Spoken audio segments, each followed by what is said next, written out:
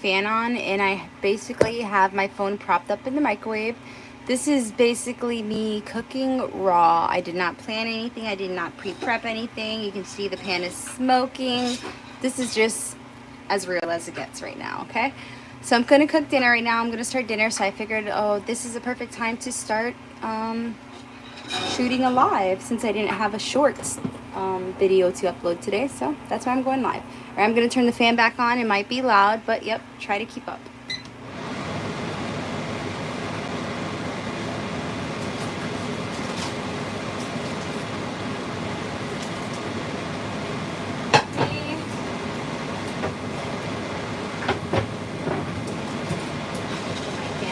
I think I could stretch my phone to over here. Yep, I'm just gonna start to cut my onion. Move this. All right, there we go. All right, I'm just gonna start to cut my onion. And I'm gonna put on my gloves because I don't want to have to wash my hands like a lot of times.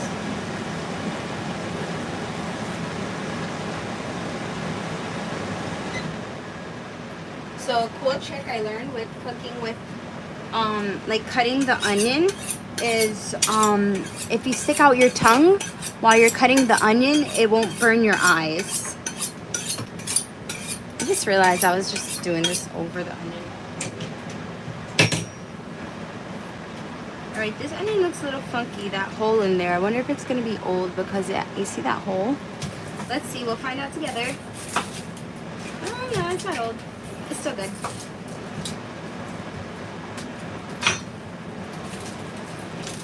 Alright, let's peel this guy. Start my little garbage pile over here. Not there. Alright, so now I'm just gonna cut. Oh yeah, you see it wasn't rotten. Nope. But I'm still gonna cut that piece off because I feel like it was exposed to air. So I feel like you never know, maybe a bug, you know, pooped on it as it crawled by. Who knows? Alright, let's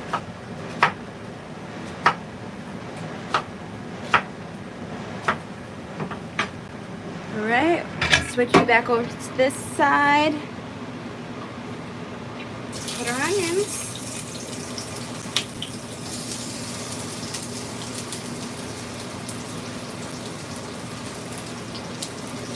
Lily.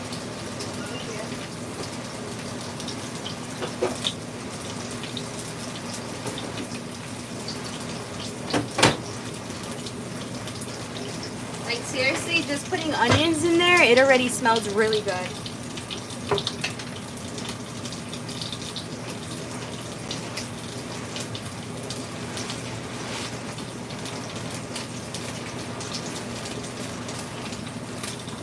Alright, the next thing I'm gonna add is garlic.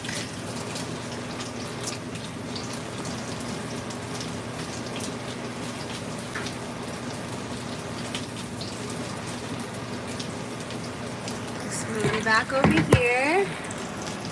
So I'm also gonna add this sofrito mix that I already like pre-made, like probably a month ago. All right, just smush my garlic so it'll be easier to peel. I don't need to use this garlic, so I'm gonna put it off to the side.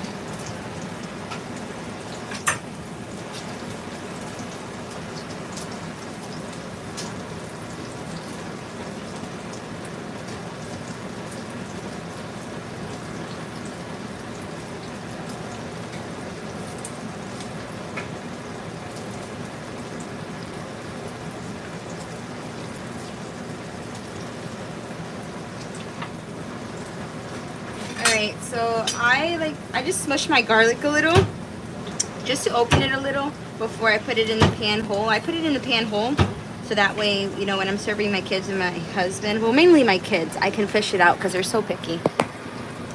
So I'm just adding my garlic.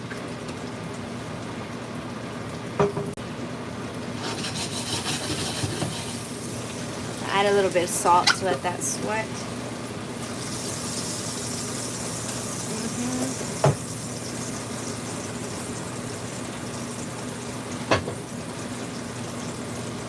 Hold on, let me fix this. All right, there we go. Back there, I'm gonna just do some regular yellow rice. So I'm gonna add some of my sofrito.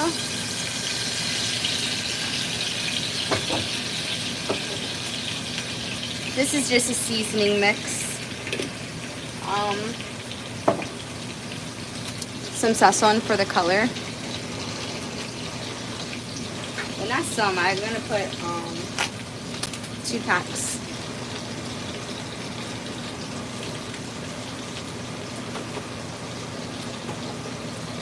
This.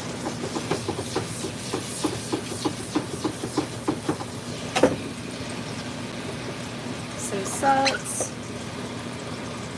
Yeah, I don't measure anything. I eyeball everything. Alright, add that rice in there.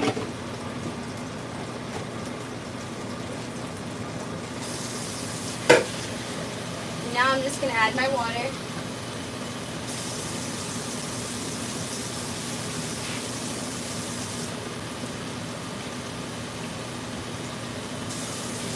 Okay, so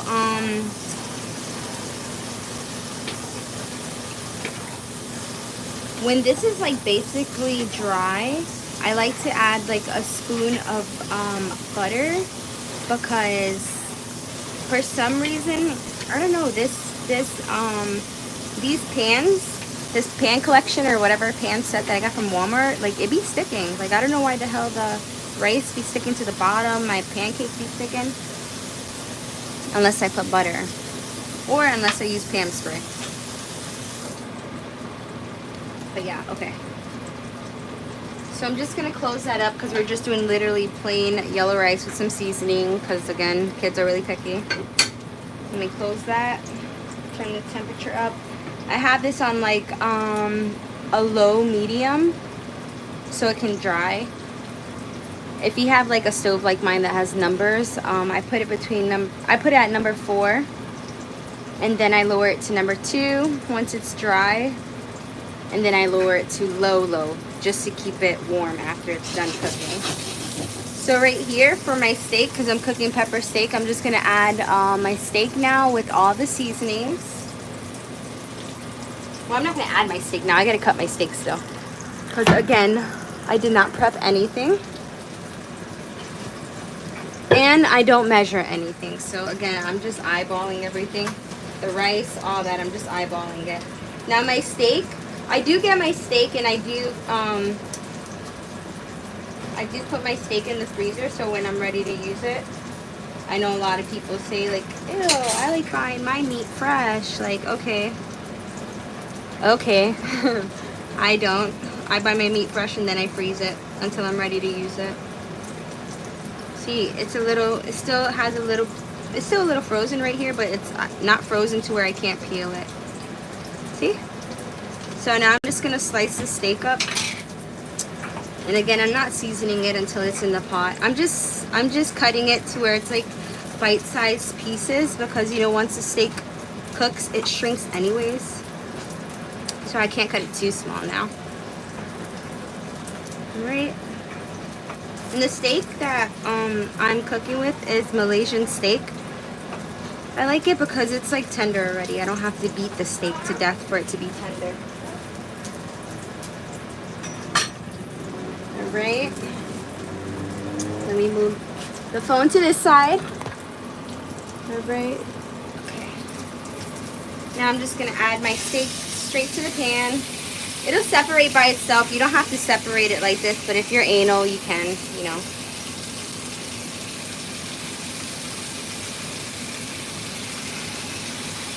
Tomorrow I have to go food shopping, so I'm just like cooking with what I got. But if I had tomatoes, I would add tomatoes in here just because, I don't know, it makes me feel good.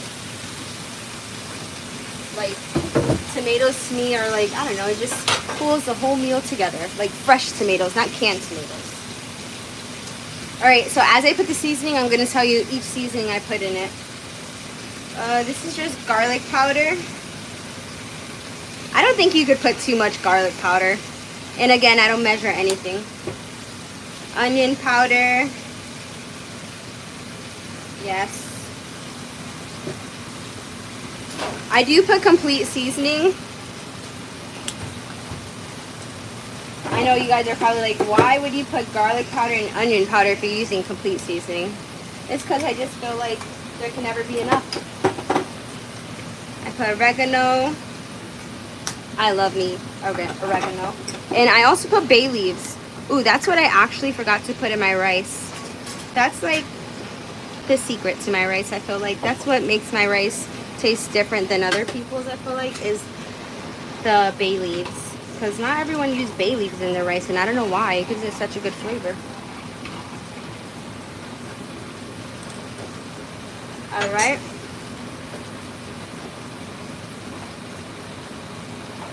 What? Where? Am I blind? I must be blind. Okay. I didn't forget to add it, but I want to add it just because the kids aren't picky with this. I also add olives in my rice, just because it's so good. Don't yuck my yum until you try it. Trust me. This is just building flavor. All right, and I let my pot peak a little because if I close it like this, then it starts to boil and then like overflow and it goes everywhere. But if you let it breathe like this, it's good. But if it's like even if it has the 2 holes, it's not enough breathing. You have to crack it. I'm also gonna add olives in here with a little bit of the juice. Okay, this right here, this chicken flavored bouillon, whatever, you have to be careful on how much you add because a little goes a long way. If you add too much, like that's probably like not even a teaspoon. It's probably like half a teaspoon. If you add too much, it's gonna be too salty. And then you're gonna have to add water to balance it and a little bit of sugar. You know, you just don't want to do that. All right, now I'm gonna add sazon to my steak for some color and more flavor. And I think that's it with the seasonings, basically. I'm just gonna mix it up really good.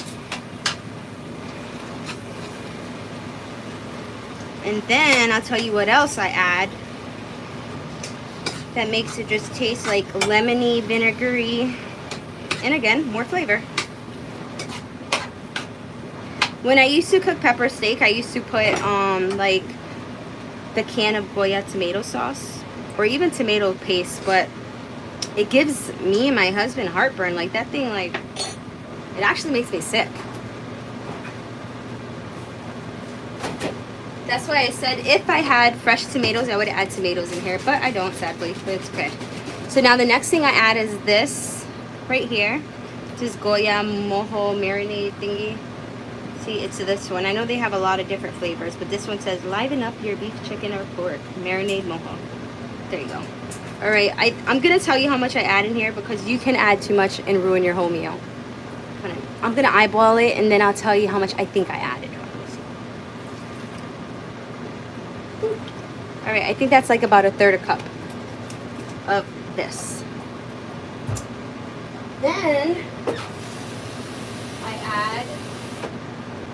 Then I add about, I want to say a cup of water, just so it can cook and just so it can like boil and steam and like tenderize the meat even more.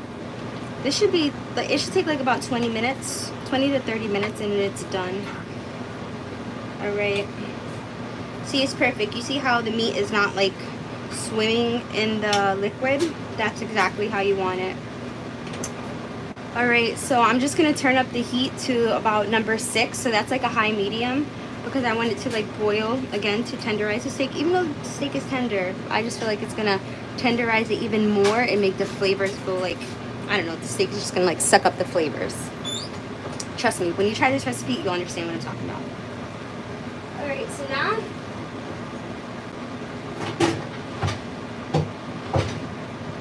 I'm gonna just add my top to this. I don't know, this one's like huge.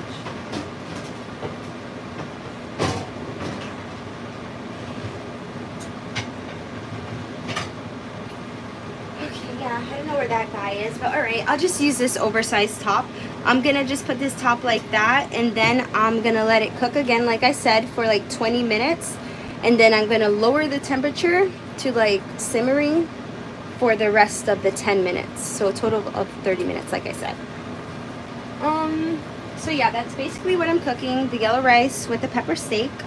There's nothing else for me to show you. So for tomorrow's short, I'll basically show you the end result of this pepper steak and yellow rice meal. Until next live.